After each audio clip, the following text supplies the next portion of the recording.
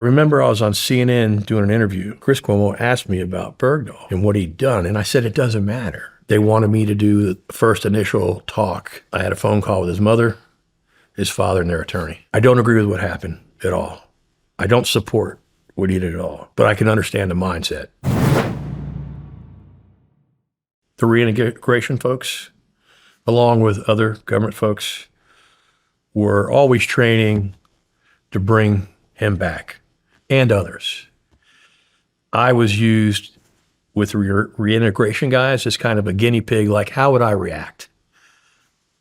If you and your buddies come in to get me, what do you think I'm gonna do? So it was all a profile issue. And what I learned about what really happened with Bergdahl, it wasn't the story that the news was painting. Did he do something wrong? Yeah. I'm not agreeing with the way it went down. But real quick, why don't you paint the story of what the media was saying? Well, he basically deserted, right? Which he did. He rolled up and he rolled out.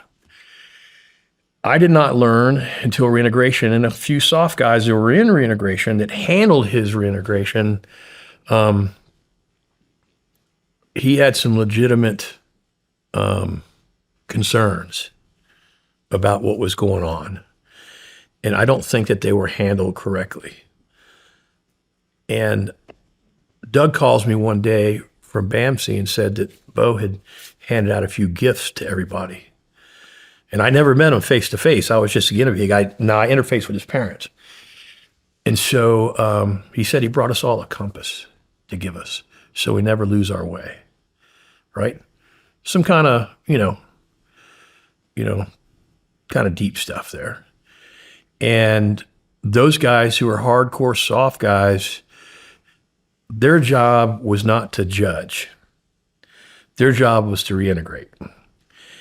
And I always told everybody the mission there, although difficult because the actions that were taken, you still got to stay mission focused, right?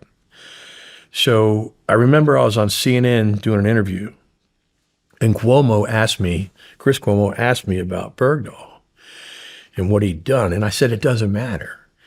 And they said, what? I said, our job, he's got a green ID card, is we bring him back.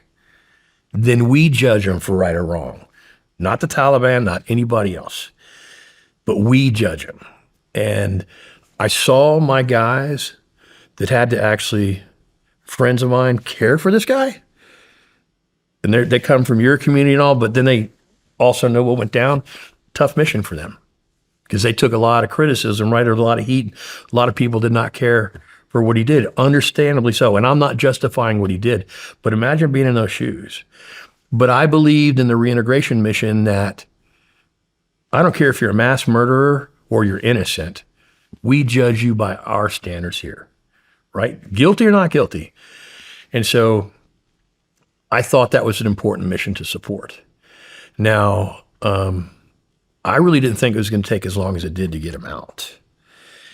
And I remember getting a call, and I have to be delicate on this, from the Green side.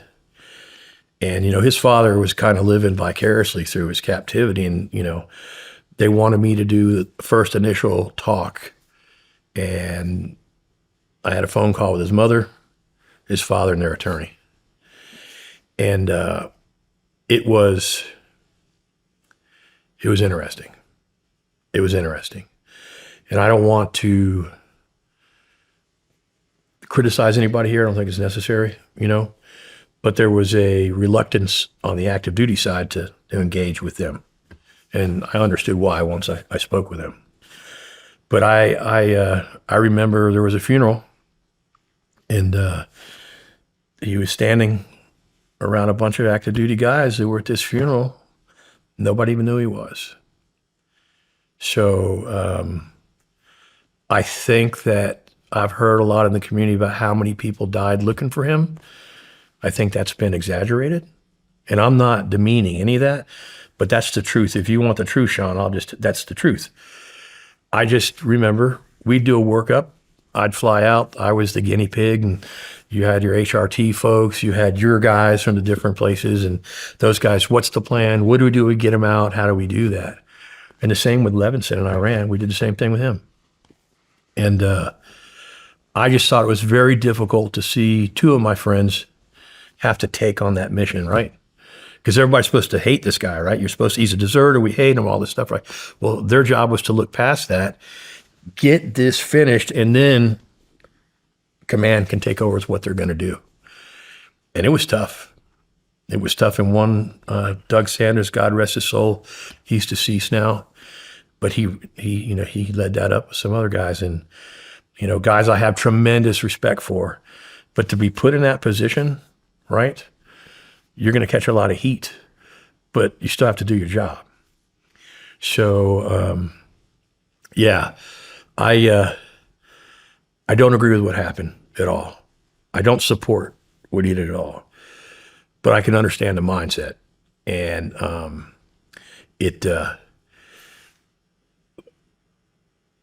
that's another casualty of war, right? In a sense. People are put in extreme positions and they do extreme things. Not everybody handles it the same way. I don't think he handled it correctly, right? But you ask me, right? Hey, are you willing to be a guinea pig? Would you come back? And well, of course, that's the mission. My mission is not to judge, right? Your folks, hey, whatever I can do. I still believe I made the right choices. I think the guys that reintegrated him did an unbelievable job.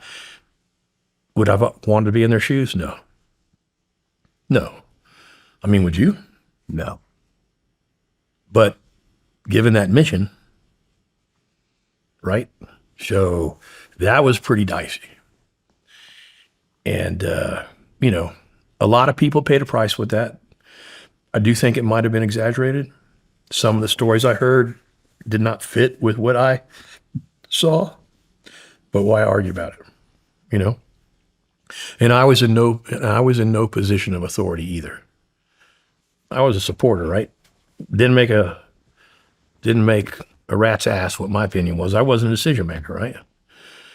But people who I greatly, greatly respect, from the soft community, I would say, man, but they did their job. They did their job. And I respect them for it. But, how hard was that? Because that was a bad deal. Yeah. But, I don't know.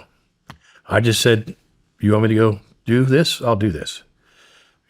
I never thought my position was to make a call. They needed somebody to do something for. And like I said, I was just a guinea pig. That's all I was. And then a couple debriefings with some folks. How would I react? What would I do? What do you think? Well, all I can do is give you my opinion, right? Another person may do a totally different thing.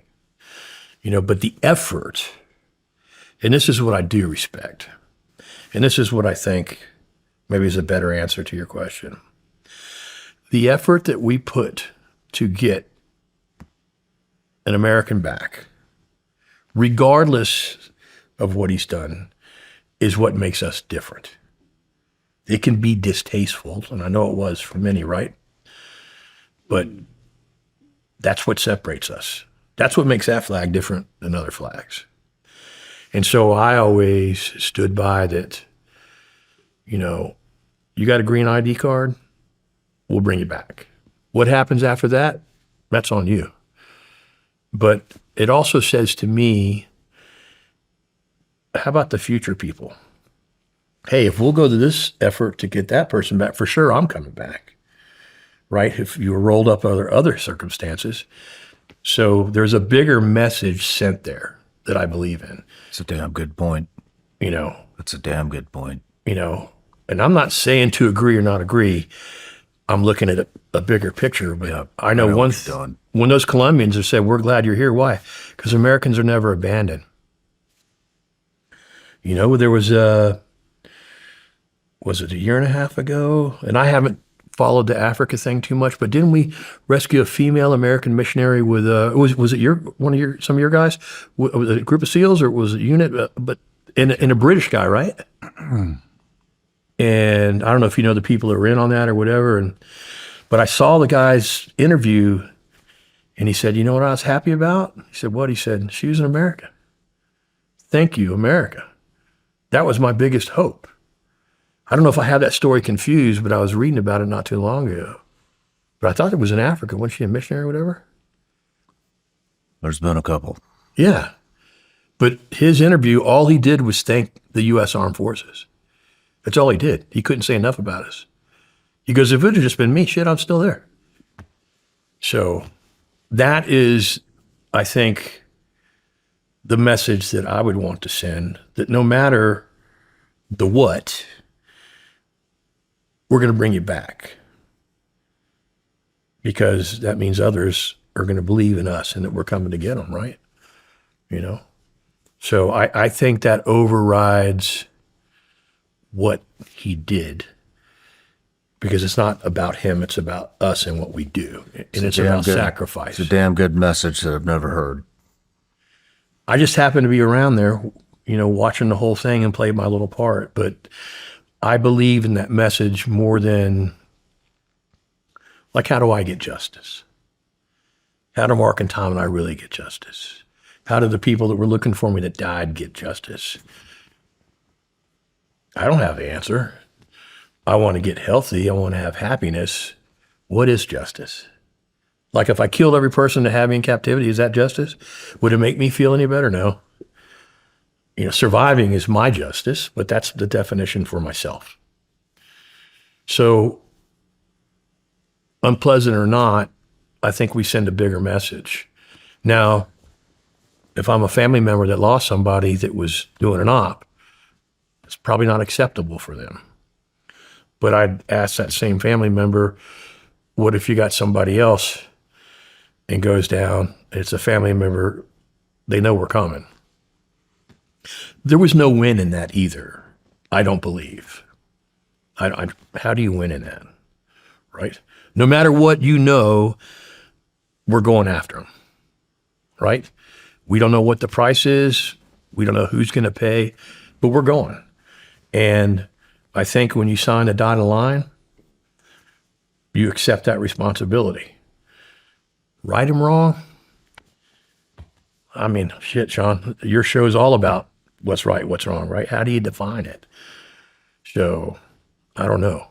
But I think our message that we send is most important. And my heart goes out to anybody that made a sacrifice on that. I don't want to discount that at all. But I'm not making that judgment. Yeah.